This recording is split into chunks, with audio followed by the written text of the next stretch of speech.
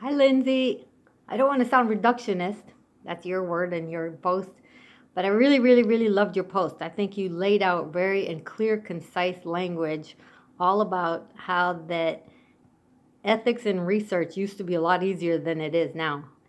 And that our article or chapter 3 of Singh and Hayes, um, you talks about the virtue-based ethics and the other types of ethics that it used to kind of show us that ethics was all about kind of like staying on the right side of being moral and being just and having respect.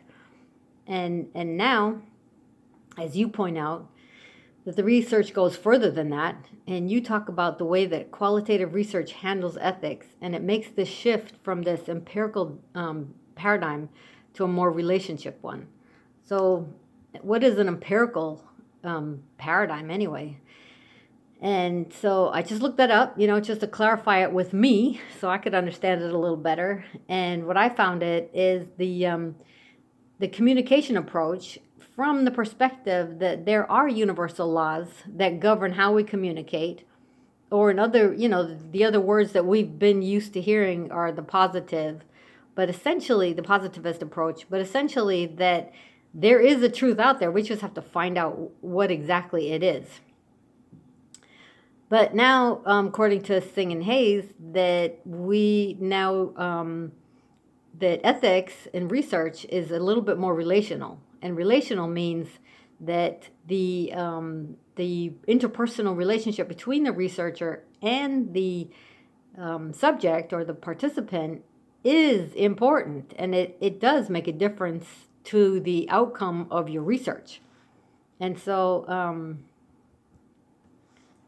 you will have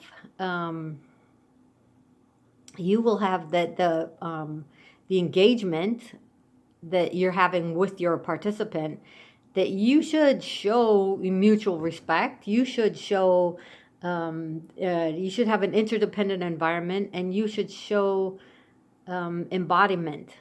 And so there we go again. What is embodiment, or what exactly do they mean by embodiment? I keep seeing that word everywhere. So I had to look that up. And I found that in this article by Upasen, and published in 2017 in the Mental Health and Human Resilience International Journal, there was an article called Relational Ethics and Nurse-Client Relationships in Nursing Practice Literature Review.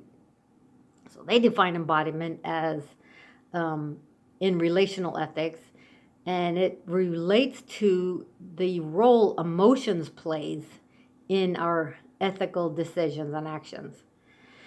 So that means relationships require, both a subjective and an objective knowledge, and that relationship can't occur without embodiment. And that means that the emotions felt by the researcher and the participant during the encounter is important, and the researcher practicing good ethics would be aware, be cognizant that whatever emotion is happening in the room during this encounter is important to the outcome. And so you say there is an important shift that happens.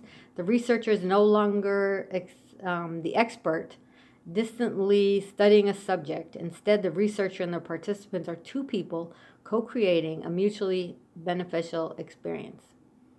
And I think that really sums it up. So you also say that you don't try to fix your clients. Instead, you consider yourself to be a facilitator of their growth. And so I think in qualitative research, that may be an argument for not trying to arrive at some empirical truth. And because trying to do this, you say you could intentionally objectify them for the sake of gathering the desired data. So I say that instead, the researcher should try to find the best truth possible in the eyes of the participant. So thank you for this exceptionally perfect post.